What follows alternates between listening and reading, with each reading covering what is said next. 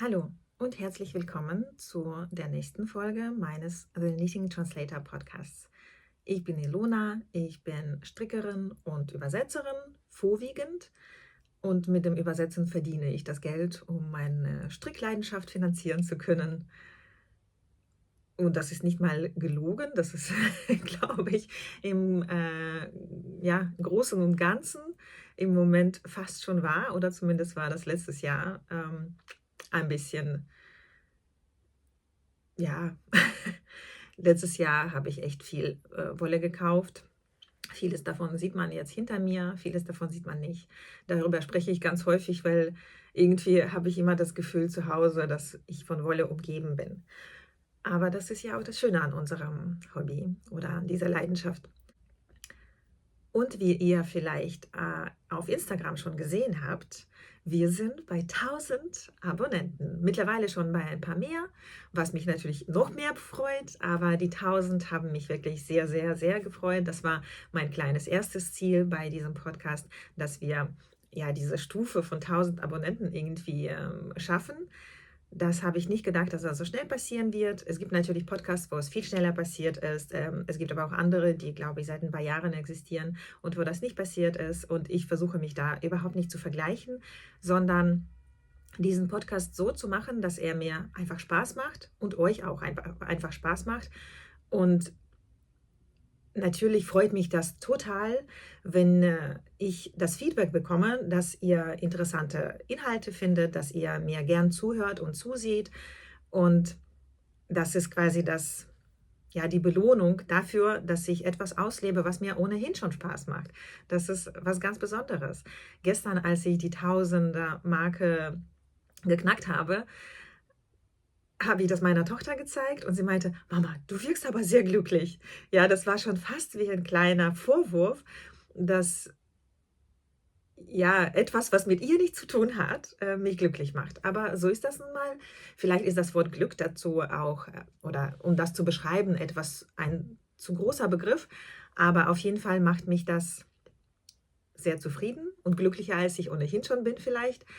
Und ja, es macht Spaß, mit euch zu kommunizieren. Es macht Spaß, mit euch über das Stricken zu reden und über andere Themen, die ich ja immer wieder einstreue. Also vor allem mein anderes Lieblingsthema, das Übersetzen. Und ich mache weiter und freue mich sehr, dass ihr dabei seid. Und ich freue mich sehr, dass neue Abonnentinnen und Abonnenten dazugekommen sind.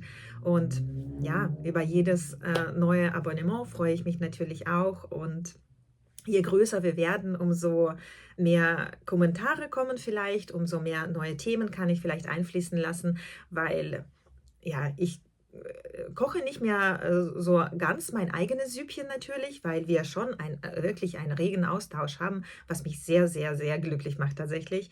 Ähm, Je mehr Leute dazu kommen, umso mehr Austausch gibt es vielleicht. Mal sehen. Ich habe jetzt auch, also übrigens, wie immer, mein Hund ist mit am Aufnehmen des Podcasts, deswegen gibt es immer jenseits der Aufnahme-Bildfläche oder der Aufnahme, der Anzeige, gibt es noch weitere Geräusche. Wie immer, also nicht erschrecken bitte, diejenigen, die neu dazugekommen sind. Ich habe einen größeren Hund, der gerne mal in der Nähe von mir schläft, wenn ich irgendwas anderes mache und nicht mit ihm beschäftigt bin. Aber er zeigt mit seinem Verhalten gerne mal, dass er mehr Aufmerksamkeit haben möchte. Oder er träumt einfach und ja, bellt oder jault ein bisschen im Schlaf. Und das führt natürlich auch dazu, dass Geräusche kommen. Ja, dann fangen wir an, aber noch nicht mit dem eigentlichen Thema, sondern mit dem Kapitel Hausmeisterei, wie man das so schön in den Podcasts zumindest sagt. Ich habe ein paar Punkte gesammelt, die ich am Anfang der Folge erläutern möchte, damit sie mir nicht spontan während der Präsentation des eigentlichen Themas einfallen und mich durcheinander bringen. Also alles wie immer, die Hausmeisterei am Anfang. Und zwar die 1000 Abonnenten wollen wir natürlich feiern. Und ich möchte mich bei euch dafür bedanken, dass ihr meinen Podcast zuschaut, dass ihr mir vorwiegend gutes Feedback gebt. Oder auch das schlechte Feedback ist, wie gesagt, völlig in Ordnung. Ja, es gab tatsächlich zumindest ein Kommentar, bei dem die, weiß nicht, ob die Zuschauerin abonniert hat, aber auf jeden Fall die Zuschauerin geschrieben hat, dass der Podcast zu übersetzungslastig bzw. zu theorielastig war und nichts mit dem Stricken zu tun hatte und dass das kein eigentlicher Strickpodcast gewesen ist. Diesen Kommentar fand ich unter der Folge 11, wo es ums Strickdesign und Übersetzen ging, beziehungsweise Übersetzen von Strickanleitungen.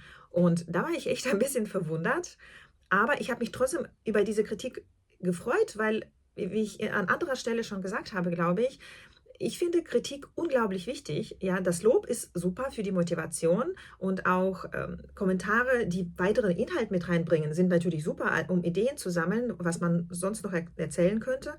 Aber Kritik ist auch total wichtig, weil dann kann ich sehen, okay, das, was mir Spaß macht, macht vielleicht nicht jedem Spaß. Und dann habe ich die Möglichkeit und die Wahl zu entscheiden, möchte ich zum Beispiel die Themen der Podcasts anpassen oder möchte ich die noch klarer herausstellen als diejenigen, die mich in meinem Podcast interessieren und die ich in meinem Podcast für meine Zuschauerinnen und Zuschauer präsentieren möchte. Ja, und es ist tatsächlich letzteres der Fall. Ich spreche sehr viel über Stricken, logischerweise. Wir sind hier in einem Strickpodcast, aber es gibt keine Definition, welche Teile ein Strickpodcast beinhalten soll. Es gibt ja Strickpodcasts, in denen die Podcasterinnen wirklich nur über Wolle oder nur Wolle zeigen und Strickprojekte zeigen und überhaupt über nichts anderes reden. Es gibt aber auch andere sehr spannende Strickpodcasts, wo die Strickerinnen oder die Podcasterinnen über ihr Leben sehr viel sprechen, über ihre Probleme oder Arbeit oder andere Sachen. Und diese Podcasts finde ich spannender, weil dann lerne ich den Menschen irgendwie kennen. Ja, dann ist das Verstellen oder dieser Ausschnitt der Wirklichkeit dieser Person ist viel größer für mich und ich kann mich damit besser identifizieren oder ich kann besser mich inspirieren lassen. Und mein Leben und mein Denken sind aber von dieser Theorie geprägt. Ja, ich verdiene mein Geld mit dem Übersetzen und mit dem Erstellen von Übersetzerkursen, ein bisschen mit dem Schreiben von Lehrbüchern, wobei man ja meistens vom Schreiben der Lehrbücher nicht reich wird. Also vorwiegend mit dem Übersetzen und dem Erstellen von Übersetzerkursen verdiene ich mein Geld. Und das ist aber meine Berufung. Das ist nicht nur mein Beruf. Und ich kann mich sehr stark mit diesem Beruf identifizieren, genauso wie mit meinem Hobby Stricken. Wobei ich beim Stricken ja auch schon über das Hobbymäßige hinausgewachsen bin, glaube ich. Alleine dieser Podcast ist schon eigentlich mehr als einfach nur Stricken. Und so, muss ich sagen, erlaube ich mir in meinem Podcast, darüber zu reden, was in mir passiert, ja, was in meinem Leben, in meinem beruflichen und in meinem Strickerleben passiert. Und das vermischt sich sehr stark, weil ich nur eine Person bin. Ja, so vermische ich auch meinen Beruf mit dem Privaten, in Anführungszeichen. Ich mache auch, ja, wie soll ich sagen? Also ich trenne den Beruf vom Privaten kaum, außer dass ich irgendwann natürlich aufhören muss zu arbeiten, um kein Burnout zu erleiden. Ich mache die Tür in mein Arbeitszimmer tatsächlich zu, um abends den eingeschalteten Computer nicht zu sehen. Manchmal lasse ich den Computer tatsächlich an, um mich daran zu erinnern, dass ich noch etwas nicht fertig gemacht habe, in der Hoffnung, dass ich mich später nochmal hinsetze. Manchmal mache ich das, manchmal mache ich es nicht, aber ich als Person kann das in mir drin nicht trennen, dass ich Übersetzerin und Mama bin. Ja, also der Beruf überschneidet sich mit meiner Mutterschaft und das Stricken gehört fest zu meinem Inneren dazu, es ist halt wirklich eine so alles übergreifende Leidenschaft geworden, dass sich das auch in den Beruf einschleicht. Und deswegen kann ich das Übersetzen vom Stricken kaum trennen. Und deswegen kann es passieren, dass es immer wieder Folgen geben wird, wo es auch ums Übersetzen geht. Aber ich glaube, so viel steht erstmal fest, ich werde immer vorwiegend über Stricken sprechen und ich hoffe, dass diese Zuschauerin, die diese Kritik geäußert hat, das klang schon sehr, sehr unzufrieden. Ich hoffe, dass sie trotzdem meinen Kanal aber nie abonniert und oder zumindest zurückkommt und sich andere Folgen anschaut, in denen ich über Strickprojekte spreche und dass sie etwas findet, was ihr auch Spaß macht. Ja, also ich habe dann auch eine Antwort hinterlassen bei diesem Kommentar. Ich hoffe, sie war nicht zu pampig. Ich habe mich bemüht, das diplomatisch zu machen und möchte das mit dieser Aussage eben nochmal unterstreichen. Ich finde Kritik gut, wenn sie sachlich ist und das war auf eine gewisse Art und Weise ja sachliche Kritik. Von daher finde ich die super. Ja, also kein Problem. Kritisieren ist völlig in Ordnung. Ja, das war der eine Punkt. Dann, wir sind bei 1000 Abonnenten und Abonnentinnen. Da gibt es natürlich ein Geschenk. Ich habe das früher schon angesprochen, dass wenn wir bei 1000 sind, dass es was zu gewinnen gibt. Und das möchte ich hiermit quasi einführen. Aber im ersten Moment möchte ich jetzt nicht direkt ja, Wolle in die Kamera halten und sagen, das wird derjenige gewinnen, sondern ich möchte euch die Möglichkeit geben, euch dazu zu äußern, was ihr haben wollt. Und zwar gibt es 2 Sachen zur Auswahl, die ihr gewinnen könnt oder 2 Preise, die ihr einen von denen ihr gewinnen könnt.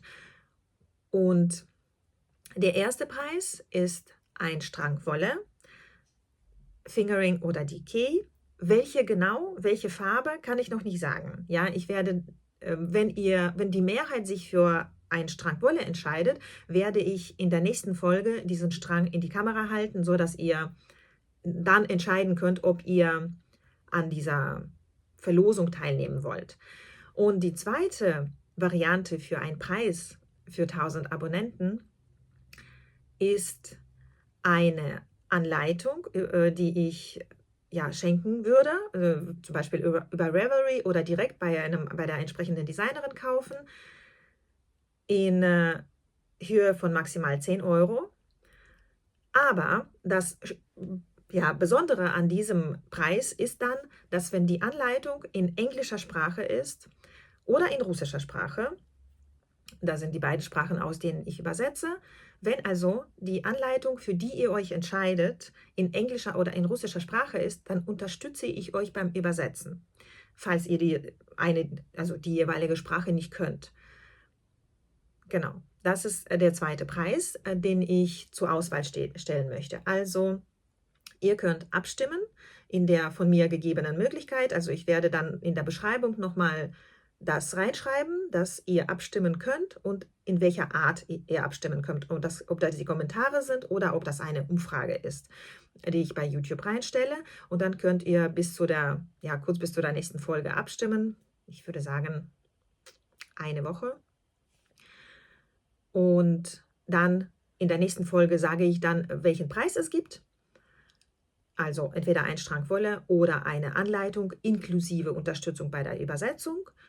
Und ja, dann in der Folge darauf werde ich dann die Gewinnerin oder den Gewinner auch verkünden. Ja, das heißt, wir haben jetzt nur die nächsten 2 Folgen damit zu tun. Dann die andere Ankündigung, beziehungsweise nicht Ankündigung, sondern einfach eine Information. Diejenigen, die mir auf Instagram folgen, haben vielleicht gesehen, ich habe jetzt auch für englischsprachige Zuschauerinnen und Zuschauer die Möglichkeit eingeführt, dass die Untertitel in Englisch gelesen werden können, sodass ja diejenigen, die Englisch können, aber kein Deutsch, bei meinen Folgen englische Untertitel einschalten können und zumindest teilweise ja, die Folgen mitverfolgen können. Eventuell werde ich auch andere Sprachen reinstellen, also diejenigen, die vielleicht Englisch nie so gut können und mir jetzt zuhören sollten, was wahrscheinlich nicht viele sein werden, aber falls sowas passieren sollte, bitte schreibt in den Kommentaren, welche Untertitel ihr braucht.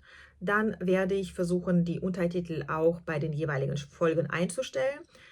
Ich denke, das ist so, dass ich als YouTuberin oder als Autorin dieser Videos die Untertitel in der Originalsprache erstens einstellen muss und veröffentlichen muss und dann in eine andere Sprache automatisch übersetzen lassen muss bei YouTube also in meiner Werkstatt quasi hier im Hintergrund, damit diese Untertitel auch ausgewählt werden können. Ja? Also es ist quasi meine Einstellung und meine Vorarbeit für euch, dass ihr die Untertitel in der jeweiligen Sprache haben könnt.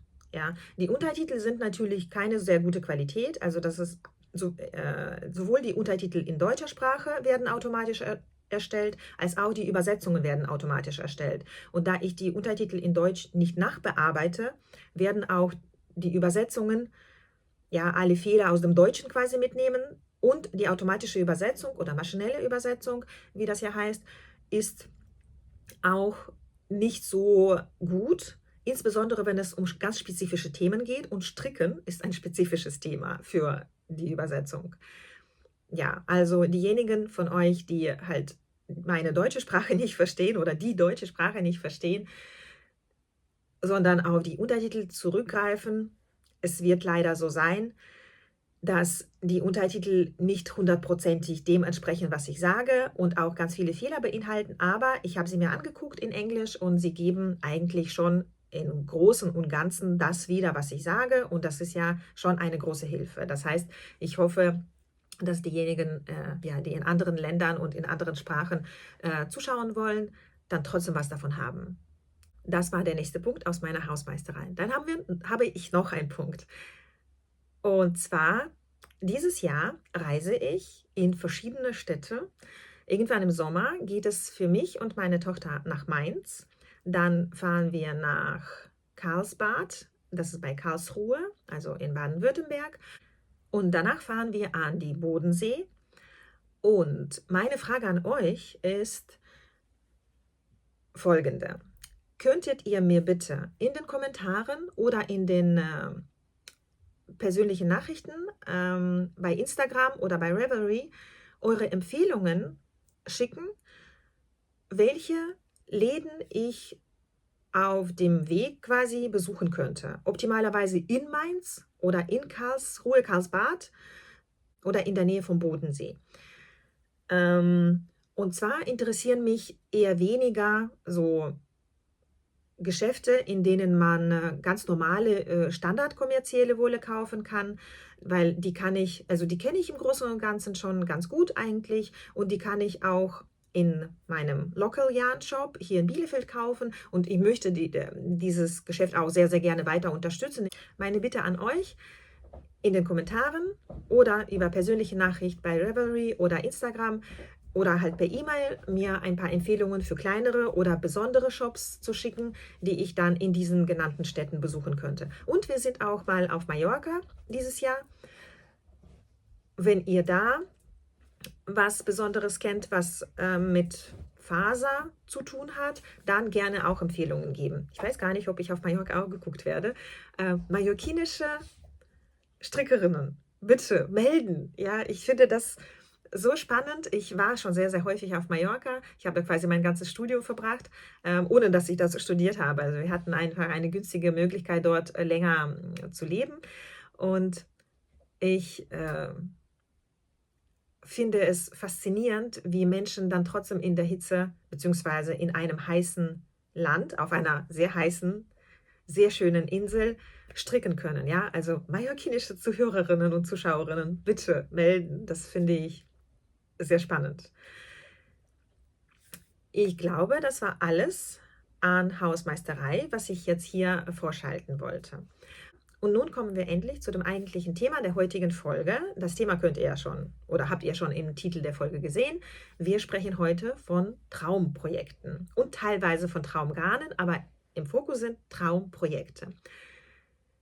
Und als Information vorab möchte ich noch sagen, früher habe ich immer gesagt, ich habe keine Träume, ich habe Pläne. Denn der Begriff Traum war für mich irgendwie sehr passiv besetzt. Das heißt, ich dachte immer, beim Traum bin ich irgendwie ausgeliefert. Die Wahrscheinlichkeit, dass ich den Traum nicht erreiche oder nicht umsetzen kann, ist für mich zu hoch gewesen und gab mir zu viel Unsicherheit. Und deswegen war ich irgendwann dazu übergegangen zu sagen, ich habe keine Träume, ich habe Pläne, damit ich auch mir sozusagen eine Motivation und einen Ansporn gebe, diese Pläne umzusetzen. Und irgendwann, wie es so ist, hat das Leben mich gelehrt, erstens lassen sich nicht alle Pläne umsetzen, zweitens sollten nicht alle Pläne umgesetzt werden. Und so bin ich wieder beim Begriff Traum gelandet, der aber für mich einen sehr praxisbezogenen Touch, einen praxisbezogenen Charakter hat. Das heißt, die Traumprojekte, von denen ich in dieser und wahrscheinlich in der nächsten Folge spreche, sind Projekte, die im Moment so als eine Idee in meinem Kopf schwirren, beziehungsweise natürlich vorhanden sind als Strickanleitungen beziehungsweise Designs. Und teilweise sind sie für mich noch nicht so gut greifbar, weil ich denke, aus irgendwelchen Gründen kann ich das Projekt oder kann ich dieses Strickstück noch nicht angehen. Aber die meisten von denen, weiß ich, kann ich umsetzen. Und die meisten Projekte, die ich heute und in der nächsten Folge präsentieren werde, oder die meisten Strickanleitungen, die ich präsentieren werde, die werde ich höchstwahrscheinlich in der absehbaren Zukunft auch anschlagen. Also sind die Traumprojekte eigentlich ein sehr greifbarer Traum. Ich habe mich auch sehr schwer getan bei der Auswahl, deswegen ist die Auswahl recht umfangreich und deswegen wird es auch 2 mindestens oder vielleicht sogar 3 Folgen geben dazu, die dann nacheinander entstehen werden bzw. veröffentlicht werden. Ich hoffe, sie entstehen alle heute oder zumindest heute und morgen, vielleicht übermorgen noch. Aber ich habe irgendwie eine Auswahl getroffen. Und meine Auswahl werde ich nicht nur hier in dieser Folge zeigen, sondern die findet man auch als Bundle mit dem Namen Dream Knits, also Traumprojekte oder Traumstrickprojekte, auf Ravelry in meinem Account sozusagen. Und ja, woanders findet man sie leider nicht, weil die Strickdesigns, um die es geht, die sind alle auf Ravelry vertreten, teilweise auch auf den eigenen Internetseiten der Designerinnen. Die werde ich dann in der Beschreibung hier auch eintragen, wenn ich sie recherchieren konnte. Aber ja, die Designs und die Beschreibungen dazu sind halt in diesem Bundle bei mir auf Ravelry zu finden. Da sind auch ein paar mehr eigentlich, als die, über die ich auch in dem Podcast sprechen werde, weil es vielleicht mehr Aspekte gibt, die dagegen sprechen, dass ich sie jetzt oder bald anschlage. Deswegen habe ich sie jetzt erstmal nicht reingenommen. Oder mein Herz ist noch nicht so ganz entflammt für die Projekte. Aber auf jeden Fall habe ich einige ausgewählt, die ich am liebsten alle sofort anschlagen würde. Aber ich stricke jetzt relativ monogam an dem Celtic Cardigan von Asita Krebs. Zudem werde ich auch eine Extra-Folge machen, denke ich. Ich versuche jetzt auch relativ diszipliniert weiter zu stricken, beziehungsweise das kommt von alleine, weil ich das Garn so unglaublich angenehm finde zum Stricken, dass ich das halt, wie gesagt, relativ monogam mache. Das Problem ist, dass die Anleitung nicht perfekt ist und mein Garn ist ja schon einmal verstrickt worden, zu einem großen Teil in einem anderen Cardigan. Dazu sage ich was in der Folge, also in der letzten Folge, glaube ich. Und deswegen ist das Garn so krinkelig und die Farbverläufe sieht man nie so gut, wie man das in einem noch gut gewickelten Knäuel sehen kann. Und da muss ich immer wieder ribbeln, weil der Farbverlauf nicht schön ist. Ja, gehe ich nicht schnell genug vor. Und deswegen kann ich halt jetzt nichts Neues anschlagen, beziehungsweise ich habe ganz viele andere angeschlagene Projekte, beziehungsweise Projekte in Arbeit, die sogenannten WIPs in Neudeutsch. Da versuche ich halt ein bisschen mehr zu arbeiten. Da hängt übrigens auch eins, da bin ich auch an die Grenze gekommen, darüber rede ich lieber gar nicht. Da war ich auch sehr schnell sehr weit gekommen und dann musste pausieren, weil ich mich aufgeregt habe, weil da wieder etwas nicht funktioniert, was ich nach Anleitung gestrickt habe, was aber zu meinem Körperbau nicht passt. Ja, das ist ein anderes Gespräch. Dann gehen wir mal weiter. Ich habe die Traumprojekte in 2 Gruppen unterteilt. Eine Gruppe, die Projekte, die ich tatsächlich demnächst anschlagen möchte. Also da ist die Wahrscheinlichkeit am höchsten, dass ich bald mit denen starte und bei denen ich teilweise auch schon die Garne da habe, beziehungsweise also mich für bestimmte Garne entschieden habe, beziehungsweise sogar Garne zur Auswahl in meinem Stash habe. Das ist die erste Gruppe. Und sind auch diese Strickanleitungen, diese Projekte sind auch, ich glaube, so am realistischsten, dass ich sie schnell anschlage. Und die zweite Gruppe sind etwas weiter entfernten Traumprojekte. Da gibt es einige Aspekte, die mich davon abhalten, die in die erste Gruppe zu schieben. Ja, die werde ich dann auch nennen, diese Aspekte. Ja, dann würde ich sagen, fangen wir an. Ich habe wie immer hinter der Kamera meinen Bildschirm auf, damit ich alles möglichst strukturiert durchgehen kann und also nicht wundern, wenn ich quasi an der Kamera vorbeigucke und immer wieder so dahinter schaue. Traumprojekt Nummer 1 ist Out of My Dreams Blouse von Yeon Hwa Lee. Den Namen habe ich vermutlich falsch gelesen. Ich glaube, das ist eine Designerin, die in Deutschland lebt. Jedenfalls habe ich das so abgespeichert im Kopf.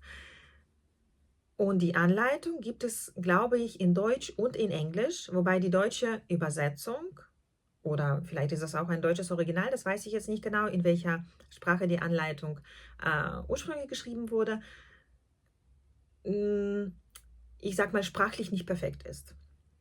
Aber ja, darüber haben wir ja schon in der vorletzten Folge gesprochen, über die bereits bestehenden Übersetzungen, bei denen Übersetzernamen nicht aufgeführt werden und eventuell oder höchstwahrscheinlich Hobbyübersetzerinnen übersetzt haben. Das sieht man natürlich in der Anleitung. Aber das ändert nichts daran, dass das Design wunderschön ist.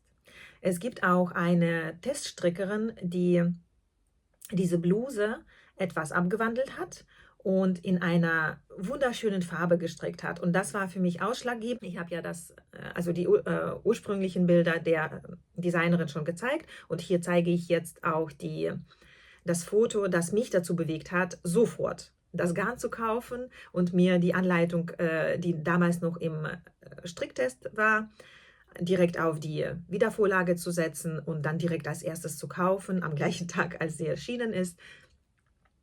Ja, das war einfach so ein schönes Bild und so schöne Farben, so schön gestrickt, dass das für mich wirklich sehr bewegend war und ich wollte sofort diese Bluse anschlagen. Ich habe auch dann sofort das Garn gekauft bei der Wollwerkstatt in Kiel. Und ja, es geht um folgende Wolle. Ich zeige zwei, ich habe 10 oder 11, 10 davon für diese Bluse gekauft. Das ist also Issea Silk Mohair. Das hat 75% Kit Mohair und 25% Seide. Auf 25 Gramm kommen 212 Meter. Ja, also hier nochmal der Wollausweis, wie meine Tochter sagt. Das ist Farbe 0. Ja, also quasi Naturfarben kann man überhaupt nicht sagen. Das ist so ein ganz leichtes Grau. Ich bin mir nicht sicher, ich glaube, so trifft das so die Farbe eher, wenn man das so nah hält und das Licht von oben nicht so, das Ganze nicht so gelb macht. Die Bluse wird mit 2 Strängen Silk Mohair gestrickt, durchgängig, und sie ist durchgängig aus Lace-Muster bestehend. Sie ist, also man sieht ja, der Kragen ist, wie soll ich sagen, also so ein verspielter Kragen, die verspielte Ärmel, das hat man ja jetzt auf dem Foto gesehen. Ich werde wahrscheinlich den Kragen nicht so machen, das entspricht nicht unbedingt meiner Vorstellung von einem Blusenkragen. Ich werde das vermutlich genauso machen wie diese Teststrickerin, die mich zu der Farbe inspiriert hat. Also einfach nur einen umgeschlagenen normalen Halsausschnitt. Aber die Ärmel werde ich so mit so einer Rüsche machen, wie in der Anleitung ursprünglich angegeben. Wie ich es unten halte, also am Bündchen, am Körper, weiß ich noch nicht genau. Ich muss mal schauen, wie genau das so möglich ist. Ja, das ist Projekt Nummer 1. Projekt Nummer 2 ist auch eine Bluse, die auch recht verspielt ist. Das ist Effervescent von Amy Scher. Ich weiß nicht, also den Namen der Anleitung habe ich wahrscheinlich falsch vorgelesen. Ich trage das natürlich, also zeige die Anleitung bzw. die Bilder. Ach, ich habe das ja, genau. Die Anleitung ist im Pom-Pom-Magazin erschienen, das ich hier habe. Das ist die Titelanleitung quasi, beziehungsweise die Anleitung, das Projekt, das auf dem Titelblatt ist. Da sind mehrere Projekte, die mich interessieren. Die kommen gleich auch noch hier vor. Hier sieht man auch den Gesamtschnitt, wie die Bluse aussehen soll. Also eine Bluse mit 3/4 Ärmel, mit einer Rüsche hier um die Passe, die Rundpasse, mit Lace-Muster oben auch, überall über der Rüsche und unter der Rüsche, das sieht man.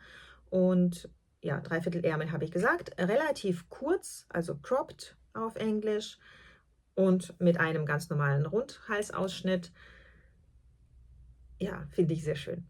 Man strickt diese Bluse, ich schaue mal, soweit ich mich erinnern kann, mit 2 Strängen, also mindestens 2 Strängen Fingering-Stärke, also Sockengarnstärke und ein Knäuel Silk Mohair. Ich muss gerade scharf nachdenken, weil das so ein bisschen verwirrend war in der Beschreibung. Ich schaue mal kurz, ob ich das hier finde. Ach, hier müsste es sein. Sleeves. Ach, hier. Genau, es gibt auch mehrere Alternativen, zumindest auf Ravelry, für die Garne, die verwendet werden. Genau. Und zwar Fingering Singles, 366 Meter auf 100 Gramm und man braucht drei Stränge Fingering Weight und ja genau, und 50 Gramm, also 2 Knäuel oder ein Strang von Silk Mohair wird hier vorgeschlagen. Also ja, muss ich schauen, wie viel Garn das tatsächlich ist, was ich dann brauche. Ich habe mich auch noch nicht für was Bestimmtes entschieden. Mit welcher Nadelstärke wird das gemacht? Irgendwie gibt es hier sehr viele Informationen. Ach so, ja, mit Nadeln 3,75 mm und 3,5. Ja, also für mich ist das eine relativ lockere Maschenprobe eigentlich, wenn ich Fingering mit 3,75 stricke. Ich bin gespannt. Und die Garne, die ich dafür nutzen möchte, zeige ich, also eventuell nutzen möchte, zeige ich gleich. Ich muss auch noch schauen, ob ich hier genug habe, weil eigentlich habe ich von beiden Garnen, die ich zeige, nur 2 Stränge, aber das sind 400 Meter Stränge, glaube ich. So, ich muss das hier ein bisschen auspacken. Das eine Garn ist dieses hier, das habe ich schon mal in die Kamera gehalten, in der Folge, wo ich um Strickprojekte für 2 Fingering ja, Weight-Stränge gesprochen habe, oder Fingering-Garne. Das ist Perfect Twisted oder Perfect Twisted von The Colored Cat. 375 Meter. Gut, ich habe keine 400 Meter, ich habe 2 von 375 Meter langen Strängen. Genau, und die Farbe heißt Vintage Lace. Das ist eine Handfärberin aus den Niederlanden. Ja, und ich habe mal 2 Stränge bestellt. Vielleicht kann ich noch einen nachbestellen und dann das so ein bisschen alternieren beim Stricken. Dann habe ich 3 Stränge oder ich mache oben einen Strang vor der Rüsche und unter der Rüsche fange ich direkt den nächsten Strang an. Bei 3 Strängen dann, wenn es da Unterschiede gibt, sieht man die nicht. So, den zweiten brauche ich ja nicht zu zeigen. Warum hole ich den noch aus? Weiß ich jetzt auch nicht. Ja, genau. Und die verpacke ich dann so in sowas. Also diese, ich weiß nicht, wie das heißt, also diese Säckchen, die sollen ja auch gegen Motten helfen. Das zweite Garn, das ich zur Auswahl habe, dafür, wo ich aber auch nur 2 Stränge habe. Beim dritten muss ich gucken, ich habe da was noch gehabt von dem in etwas anderer Stärke. Muss ich mal schauen, ob ich die kombinieren kann. Aber das ist dieses Garn. Das habe ich, glaube ich, auch schon mal in die Kamera gehalten. La Bien-Aimée. Und das Garn heißt Twist Nouveau, 400 Meter auf 100 Gramm, Non-Superwash Merino, Farbe Fiori. Ja, das ist das hier. Für diejenigen, die das selbst nochmal vielleicht notieren oder sehen möchten, wie das geschrieben wird. Aber ich trage eigentlich alle Garne auch nochmal in der Beschreibung unten ein. Ja, das würde, glaube ich, zu dem Design noch besser passen. Das sind 2 Garne in Fingering-Stärke, die ich dafür nutzen könnte. Welches Silk Mohair ich dafür nutzen kann, weiß ich noch nicht. Ich habe mehrere verschiedene Silk Mohairs hier, muss ich dann einfach nur ausprobieren. Das ist, scheint ja nur für die Rüsche verwendet worden zu sein. Oh, da finde ich irgendwas, sonst kaufe ich halt 2 Stränge bzw. 2 Knäuel. Das war Projekt 2 oder Traumprojekt 2. Traumprojekt Nummer 3 ist der Vettel Cardigan von Erika Knight. Das ist, wie man sieht, ist ein relativ einfaches oder ja, so ein alltägliches Kleidungsstück. Aber ich stelle mir vor, dass es, je nachdem natürlich, woraus das gestrickt ist, schön warm ist, also gerade für die Arbeit im Büro super geeignet ist oder für die Arbeit im Homeoffice auch super geeignet ist. Und das wird aus 2 Fäden Fingering-Wolle gestrickt, beziehungsweise, oder Fingering, Sockengarnstärke, Wolle, ich weiß nicht genau, wie ich das immer sagen soll, also aus 2 Strängen Sockenwolle gestrickt oder aus Decay-Wolle. Und Decay habe ich, also beides habe ich eigentlich sehr, sehr viel. Da werde ich irgendwann mich einfach nur entscheiden. Das könnte vielleicht auch ein interessantes Projekt werden für meine Blueface Leicester Wolle von West Yorkshire Spinners. Dazu sage ich jetzt nicht so viel, glaube ich. Das ist ein rein praktisch orientiertes Projekt, das mir aber sehr gefällt. Und wenn ich soweit bin, dann sage ich auch, welche Wolle ich dafür verwende. Soweit bin ich noch nicht. Dann habe ich also Traumprojekt Nummer 4 ist der Waffle Cardigan von Penny Larson. Das ist auch Knitting for Olive. Dieses Projekt, beziehungsweise diese Anleitung, war, glaube ich, die erste Anleitung, die ich gekauft habe. Entsprechend lange liegt es in meiner Ravelry-Bibliothek oder ja, Bibliothek, genau. Und ich gucke immer wieder drauf und schiebe das immer wieder. Am Anfang habe ich das ganz lange geschoben, weil ich dachte, Lace-Muster komplett, das gesamte Cardigan, das gesamte Strickstück in Lace möchte ich nicht stricken. Und dann, je mehr ich auch komplexere Muster gestrickt habe, auch Lace-Muster, dachte ich, so komplex sieht dieses Lace-Muster überhaupt nicht aus. Das scheint also wirklich ein sehr einfaches Lace-Muster zu sein, das sich ständig wiederholt. Von daher denke ich, dass ich dieses Projekt bald anschlagen werde. Das ist, wie man sieht, ein etwas altmodisch aussehendes oder vielleicht vintage aussehendes Kleidungsstück, wie man das ja auch in Neudeutsch so schön ausdrücken kann. Und ich mag Vintage sehr oder Vintage-Möbel mag ich sehr, Kleidungsstücke auch. Und das würde, glaube ich, perfekt in meine Garderobe passen. Ja, dafür habe ich bestimmtes Garn vorgesehen. Ich weiß noch nicht genau, ob ich das tatsächlich auch nutze, aber dieses Garn habe ich auch schon sehr lange da liegen und das wartet quasi auf den Anstrick. Das zeige ich jetzt.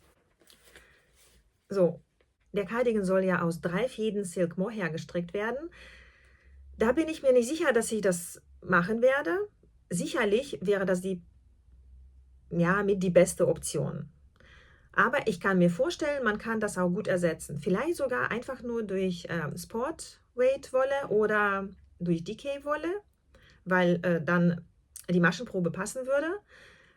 Etwas leichteres, ja, ich habe zum Beispiel Non-Superwash Wolle, Schafswolle aus Schweden, meine ich, aus Schweden oder Norwegen, aus Schweden, von einer völlig unbekannten, für mich jedenfalls, Färberin. Und das könnte ich da verstricken. Das ist sehr rustikal, aber auch recht leicht. Das könnte, glaube ich, Das könnte hier, glaube ich, gut aussehen. Aber ich habe halt auch die Wolle, die bei mir schon lange liegt. Und das sind 2 Wollen. Das ist einmal BC Garn Baby Alpaka. Das sind 100% Alpaka. Ist sehr, sehr, sehr weich. Ich mag ja sonst Alpaka nicht so, weil das so an meinen Händen klebt. Bei dieser Wolle geht es noch so. Und das sind 250 Meter auf 50 Gramm. Ja, also Light Fingering. Aber sehr flauschig, sehr, ja, auch eine sehr schöne Farbe. Ich glaube, sie könnte mir stehen. Und dazu würde ich einen Strang von diesem Silk Mohair nehmen, also von Rico Design, Essentials, Silk Mohair, oder was steht hier? Super Kit Mohair plus Silk. Da sind 200 Meter auf 25 Gramm, 70% Mohair, 30% Seide. Ja, also die Farbe passt perfekt, würde ich sagen. Die kann man, ja, also ich glaube, das bestätigt mich nochmal in der Richtigkeit meiner Auswahl. Ich glaube, das kann man gut machen für diesen Cardigan. Das nächste Traumprojekt, das ich sogar schon angeschlagen habe, aber das war mein zweiter Silvester-Cast-On. Silvester oder Neujahr, weiß ich nicht, ob ich das am 31. Dezember angefangen habe oder am 1. Januar, also 1. Januar 2023. Und das ist ein Pullover von Jorge Locatelli und der heißt Lace and Fade Boxy. Ja, das zeige ich dann entsprechend hier und ich versuche hier zu zeigen, was ich schon angeschlagen habe. Ich muss ein bisschen rumkramen in der improvisierten Projekttasche. So, natürlich bin ich mitten in der Reihe. So, viel habe ich nicht. Ja, das ist der Rückenteil. Genau, vielleicht erzähle ich zuerst ein bisschen was zu dem Aufbau.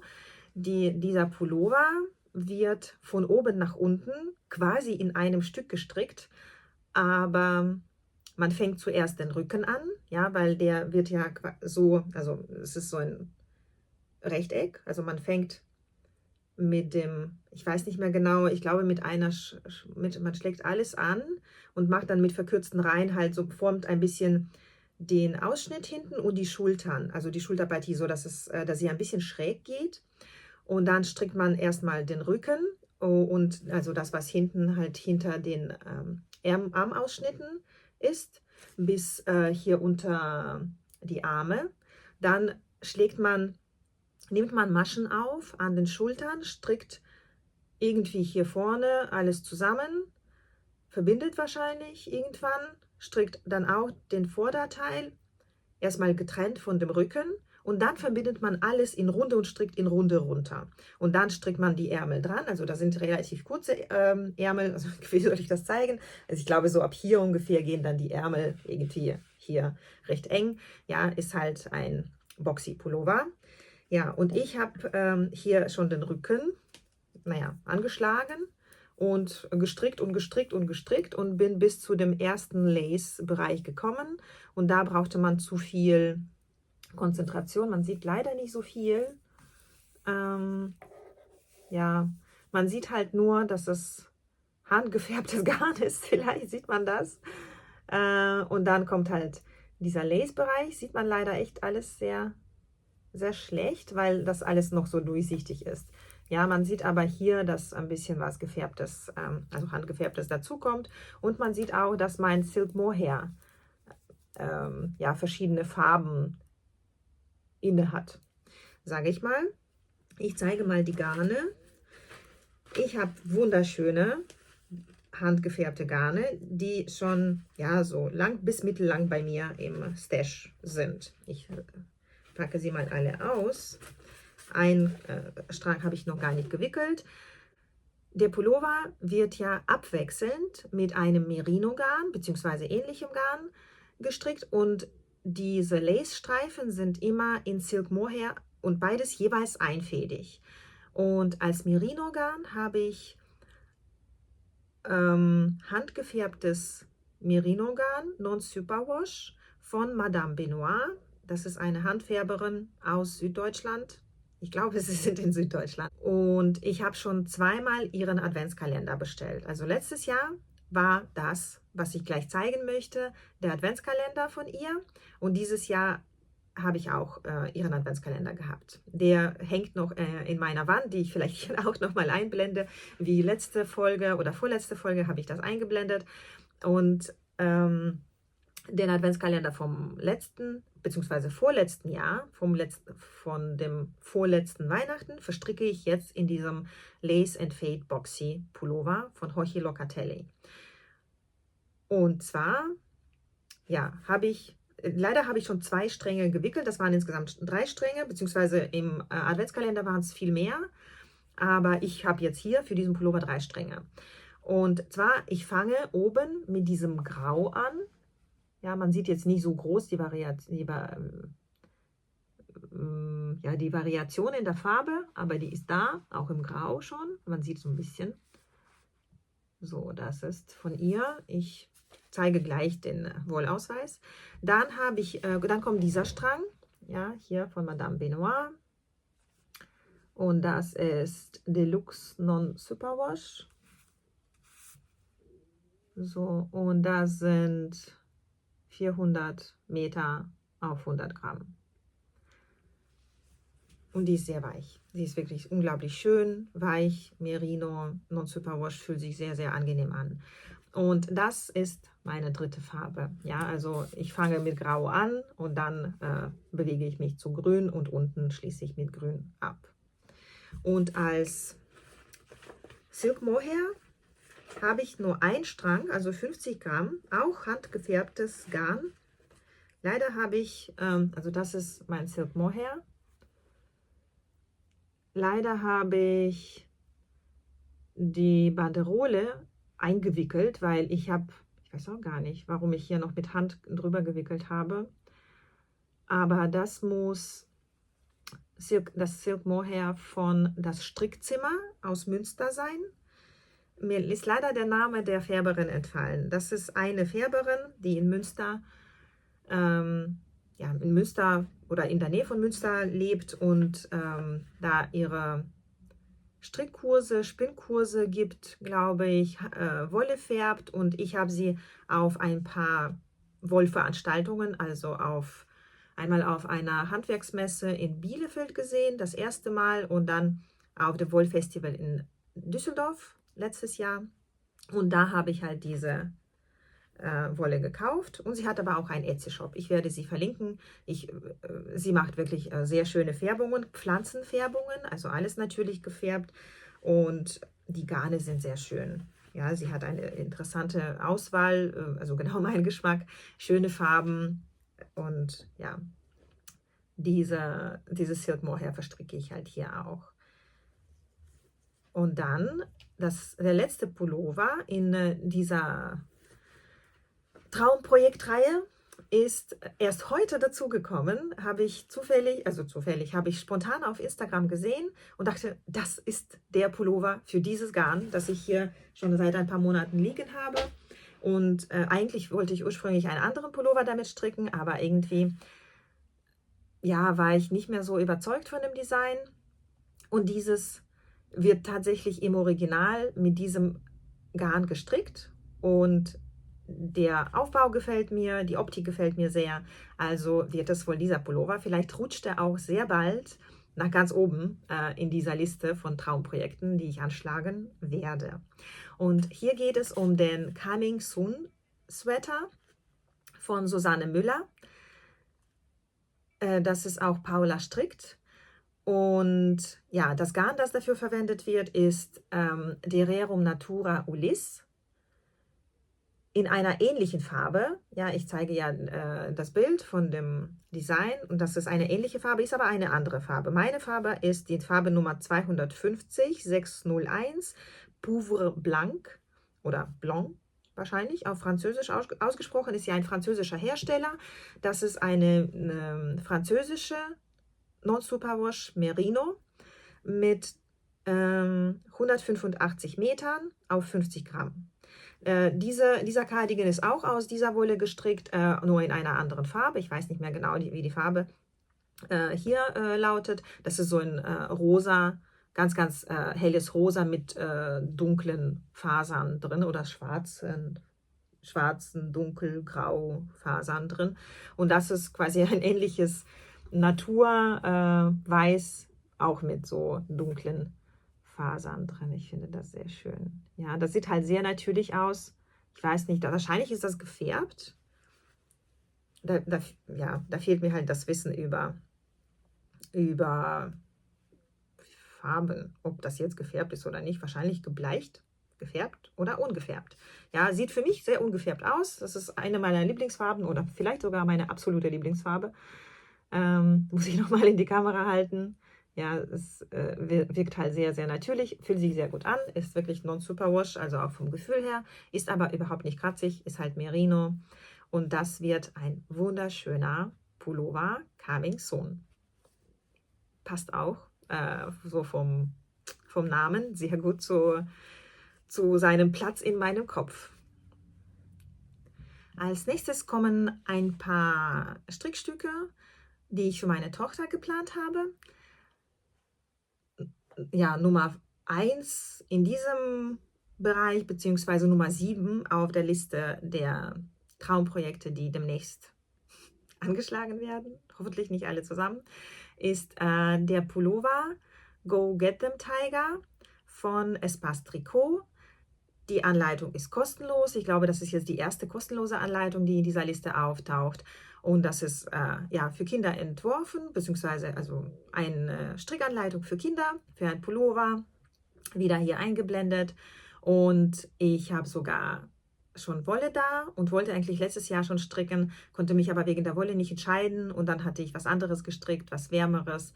Und ich glaube, ich sollte das angehen, weil der Pullover so schön ist. Und ich glaube, die Größenrange geht nur bis 6, 7 Jahren. Ich versuche mal, das schnell rauszufinden.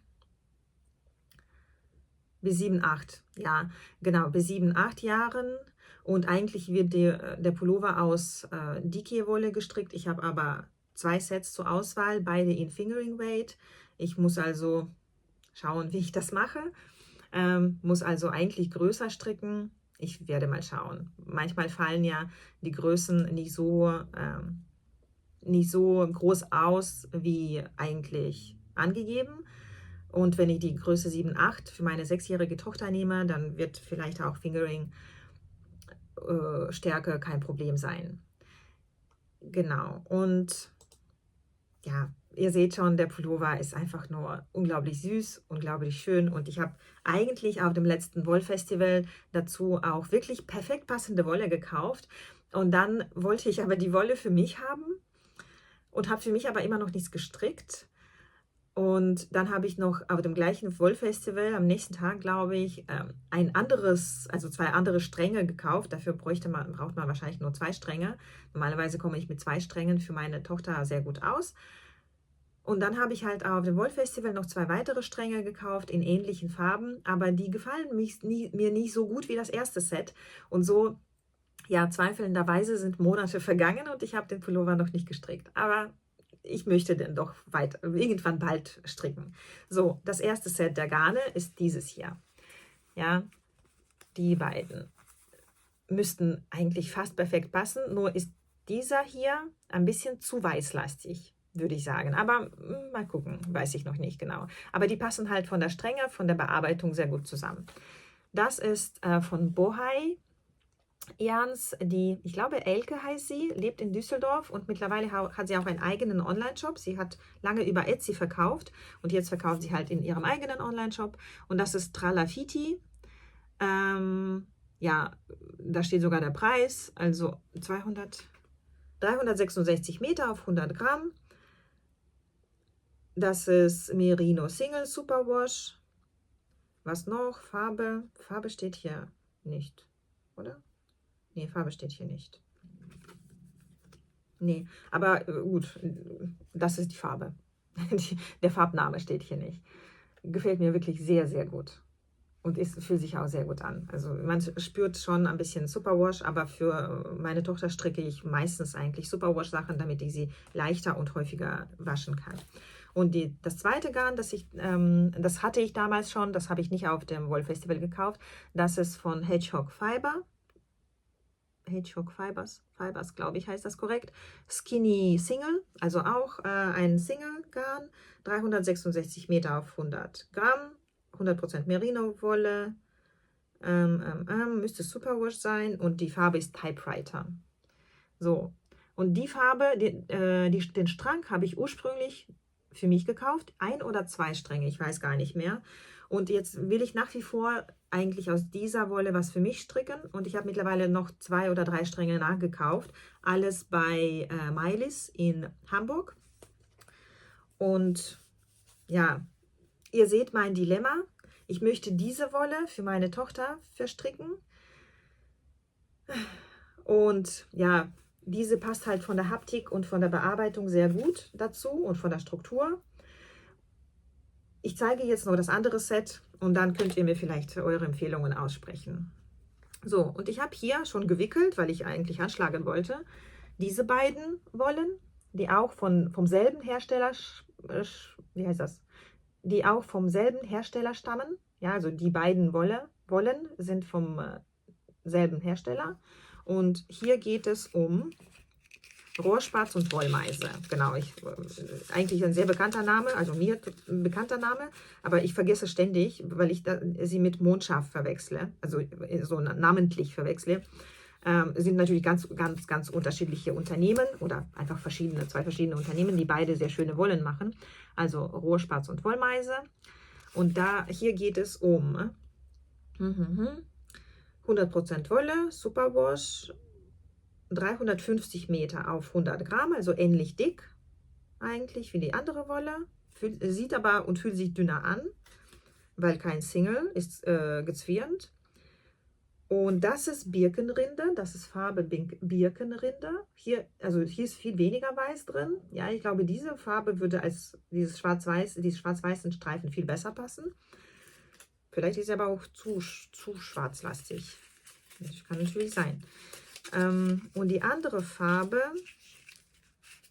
sage ich gleich, die andere Farbe, dieses Orangene, das ist viel weniger, ja, hier ist viel weniger Farbwechsel, soll aber wohl in den Streifen auch nicht unbedingt sein. Und das ist auch Rohrspatz und Wollmeise natürlich. Und die Farbe heißt Warm, also wie warm auf Englisch. Gleiche Länge, also 350 Meter auf 100 Gramm. Und ja, auch Superwash. Also diese Wolle oder diese Wolle oder diese Wolle, beziehungsweise diese Zusammensetzung. Wobei, wie gesagt, das wird sehr flauschig sein, sieht man ja auch, ist ein Single und das ist halt eher dann fest und ja, eher schwer, sage ich mal, weil gezwirnt, nicht getwistet, twisted auf Englisch, gezwirnt auf Deutsch, verzwirnt auf Deutsch. Ja, ich fürchte, ich muss noch einen Strang nachkaufen davon. Oder vielleicht habt ihr eine Empfehlung, wo ich sehr, sehr ähnliches Garn als Single Merino Superwash oder Non-Superwash kaufen kann in in weiß mit schwarzen Speckles beziehungsweise so schwarz-weiß gefärbt. Ja, müssen nicht nur Speckles sein. Ein bisschen mehr schwarz halt als hier. Also im Prinzip so ein Zwischending zwischen den beiden. Ja. Und Traumprojekt Nummer 8, auch ein Projekt für meine Tochter, ist das Festival Dress von Petit Knit. Dazu gibt es halt nur ein Bild. Das finde ich unglaublich süß. Das seht ihr sicherlich oder wahrscheinlich teilt ihr teilweise zumindest die Meinung. Das ist ein wunderschönes Kleidchen für ein Kind. Aus was ich dieses Kleid stricken möchte, weiß ich noch nicht. Ich schaue mal kurz, was eingeplant ist. Genau, das Kleid soll aus einem Fingering-Garn gestrickt werden. Und ja, davon habe ich auch sehr viel. Vielleicht nehme ich ein Sockengarn, damit ich das Kleid tatsächlich einfach in die Waschmaschine schmeißen kann. Oder ich nehme ein schöneres. Ja, ich habe ein schönes Fingering-Garn von West Yorkshire Spinners mit Falklandwolle. Ja, vielleicht nehme ich das. Das liegt hier, das ist dieses, ja, so altroséfarbenes, und dann nehme ich irgendwie ein helles und also helle und dunkle Streifen oder halt einfach nur andere Farben, die gut auf, ja, vor dem Hintergrund dieser rosa Farbe gut hervorstechen.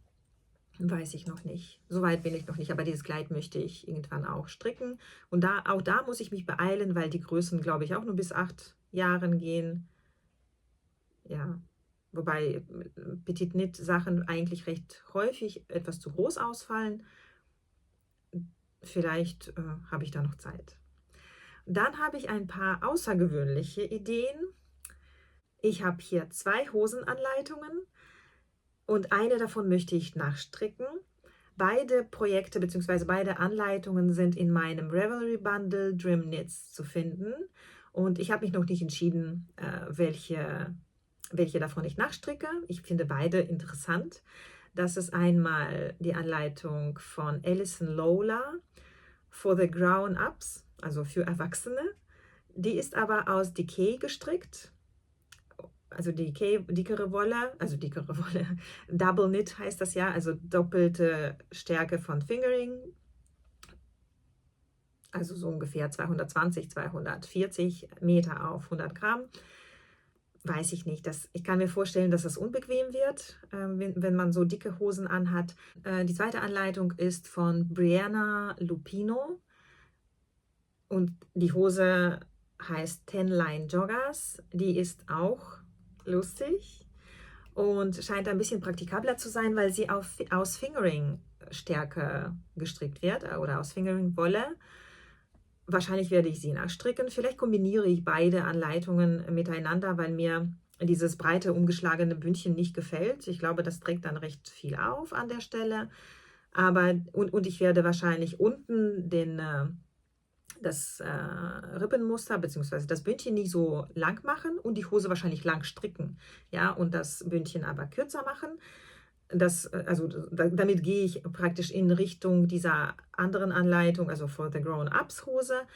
Also werde ich irgendwie was zusammentragen und kombinieren und mir endlich eine Hose stricken, wahrscheinlich aus Socken, genau, aus Sockengarn, damit ich sie auch einfach bequem waschen kann und damit sie auch besser hält. Ich habe nämlich von anderen YouTuberinnen gehört, dass so Hosen aus schöner, flauschiger Wolle gestrickt zwar wirklich sich angenehm anfühlen, wenn man sie anhat und wärmen, aber dass sie sich recht schnell durchsitzen.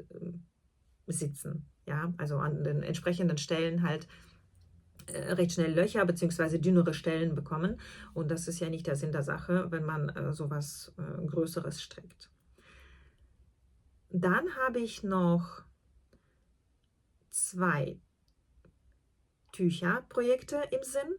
Ja, ich habe ja jetzt ein paar Tücher gestrickt die letzten Monate und das ging gut. Früher habe ich nie Tücher gestrickt und irgendwann habe ich für mich dann halt das Tuchstricken entdeckt. Ich trage Tücher echt häufig zu Hause, in der Kälte natürlich auch draußen, also ja, so eingewickelt, dass man vielleicht auch teilweise nicht sehen kann, ob das ein Tuch oder ein Schal ist, aber Tücher finde ich super. Ja, Tücher kann man auch gut als Geschenk, als größeres Geschenk teilweise stricken oder halt kleinere. Die beiden, die jetzt kommen, das sind größere Tücher, die ich entweder für mich oder für meine beste Freundin, muss ich mal fragen, ob sie überhaupt Tücher trägt. Ich habe noch nie gesehen, dass sie ein Tuch trägt. Sie trägt auch keine Schals. Aber für meine Mutter könnte ich sowas machen. Ja, genau. Also Traumprojekt Nummer 11 ist der Scrappy Knit Show bei Regina Weiß. Das ist ein ganz tolles Projekt, weil da können die Garnreste reingehen. Ich habe zwar nicht so viele Garnreste, irgendwie verstricke ich normalerweise wirklich so das Garn fast bis zu dem letzten Meter. Ich sammle hier meine Garnreste schon ganz fleißig, aber irgendwie wird das nicht mehr. Und natürlich kann ich auch dieses Tuch aus einfach nur einem Garn stricken, das kein Rest ist, ja. Und wahrscheinlich werde ich das machen, einfach nur, weil ich dieses Tuch stricken möchte und noch nicht so viele Reste habe. Und die Reste kann ich da aber mit verstricken. Oder ich kann da die Garne verstricken, die ich vielleicht so alleine, also monoton, nicht so gut verwenden kann, weil sie mir nicht gefallen, aber gemischt ganz gut verstricken kann. Und was man da sehr gut verstricken kann, sind natürlich die Ministränge. Ich habe hier einige Ministränge, also hier ist meine Ministrangsammlung. Und dann habe ich auch vom letzten Weihnachten ja einen zweiten Adventskalender von Sakami Yarns aus, also ja, die Kewolle Non-Superwash BFL, also Blue Faced Leicester. Das könnte ich hier, glaube ich, auch gut verwenden. Das besonders Gute an dieser Sache ist auch, dass man keine Enden vernähen muss. Ja, ihr habt gesehen, dass beim Tuch hängen die Enden quasi runter als, ja, jetzt habe ich wieder das Wort vergessen, wie diese, nicht Quasten, sondern diese Teile halt heißen, die so runterhängen. Und man kann halt, genau, die Enden muss man nicht vernähen, also die Fadenenden. Und was wollte ich sagen? Es ist völlig egal, mit welchem Garn man strickt. Ja? Also man muss keine Maschenprobe machen. Natürlich sollten die Garne halbwegs aufeinander abgestimmt sein, sodass sie gleich dick sind. Aber man kann dieses Tuch aus Fingering-Garn stricken, man kann dieses Tuch aus DK, man kann aus ja, Worsted, Bulky, was auch immer es alles gibt, also aus dünnen bis dicken Garnen, mehrfädig, einfädig, was auch immer. Ja, also die Garne sollten halt nur aufeinander abgestimmt sein, aber es ist völlig egal, welche Stärke man grundsätzlich nimmt. Ja, und so kann man für sich ein bequemes Projekt aussuchen, das man ja halt so schön verpacken kann. Ja, also da eröffnen sich für mich wirklich ungeahnte Möglichkeiten, alle möglichen Garne vielleicht auch auszuprobieren und zu verstricken, loszuwerden, wenn sie hier lange liegen und nicht verstrickt werden also in Kleidungsstücken. Ja, also das ist, finde ich, ein sehr, sehr faszinierendes Projekt. Und das zweite Tuch, also Traumprojekt Nummer 12, ist das Satellite-Tuch von Andrea Mori. Das ist für mich eine kleine Herausforderung, weil ich nicht so gerne Streifen stricke. Und ich stricke nicht so gerne Anleitungen von Andrea Mori. Da bin ich ein bisschen vorbelastet mit diesem LYS, also Liz Cardigan, den ich ja gestrickt und komplett geribbelt habe. Also Little Yellow Sweater heißt das Ding. Ich blende das hier ein und vielleicht auch die Verlinkung zu der Folge, in der ich darüber rede, dass ich das geribbelt habe und wie oft ich das angeschlagen habe und versucht habe. Jedenfalls bin ich da so ein bisschen vorbelastet, was die Anleitungen von Andrea Mori angeht, aber sie macht halt wirklich wunderschöne Designs und irgendwann überwinde ich ja, dieses negative Gefühl, das ich jetzt zu diesem Cardigan so ein bisschen entwickelt habe, den ich übrigens immer noch wunderschön finde, der mir aber halt einfach nicht steht in der Form. Ja, ich muss ihn anders machen, wenn ich den irgendwann mal haben möchte. Ja, in jedem Fall finde ich dieses Tuch sehr, sehr schön und muss noch schauen, welches Garn ich nehme. Ich muss mal wieder auf Ravelry schauen, welches Garn da vorgesehen ist. Fingering, da steht Spitze, Spitze, Fingering, also Spitze plus Spitze, Fingering, wahrscheinlich zweifädig aus. Zweifädig. Genau, also hier bei ihr ist das Sample aus Falkland Merino mit Gotland vermischt gestrickt, aus 2 Fäden offensichtlich. Ja, ich habe auch einige dünnere Garne hier, vielleicht finde ich da etwas. Das ist ein klassisches Dreieckstuch mit Streifen und ich glaube mit Hebemaschenmuster und Strukturmuster und I-Cord-Rand und verkürzten Reihen. Ja, auf jeden Fall ist das wohl etwas, was ein bisschen Konzentration verlangen wird, aber ich finde die Optik sehr schön. Auch die Farben finde ich sehr schön an der Stelle. Okay. Und dann das letzte Traumprojekt ist eine Sammlung von Socken, die obligatorischen Socken sozusagen. Da habe ich ein paar gesammelt. Das sind 4 verschiedene Anleitungen. Ja, die blende ich hier einfach alle nacheinander ein. Das sind einmal Sycamore Socks von Anna Radchenko. Die sind ja einfach wunderschön. Mehr kann man nicht sagen. Man sieht ja an der Struktur am Schaft der Socke, ist das halt schön gemacht. Also ein Strukturmuster mit abgehobenen Maschen, glaube ich auch, oder Hebemaschen mit so einem ja, Zähnchenrand, und aber an den Zehen gibt es da auch noch ein bisschen Muster. Dann Summer Sneaker Socken von Tanja Steinbach mit einer Rüsche hinten und mit ein bisschen Strukturmuster oben auf dem Fuß. Finde ich sehr schön. Ich habe auch gleiche Farbe, die hier auf dem Sample gezeigt wird. Und wahrscheinlich stricke ich solche Socken auch schon für diesen Sommer, für mich und meine Tochter. Also so im Partner-Look sozusagen oder Tochter-Mama-Look. Dann die Socken Chamomile Tea Socks. Die sind einfach, ja, einfach, aber richtig schön, richtig geschmackvoll mit diesem Lace-Strukturrand. Und mein absoluter Traum sind die Kniestrümpfe. Die schottischen Kniestrümpfe, die eigentlich für Männer gedacht sind, die aber natürlich Frauen in Deutschland zumindest auch ohne Probleme tragen können.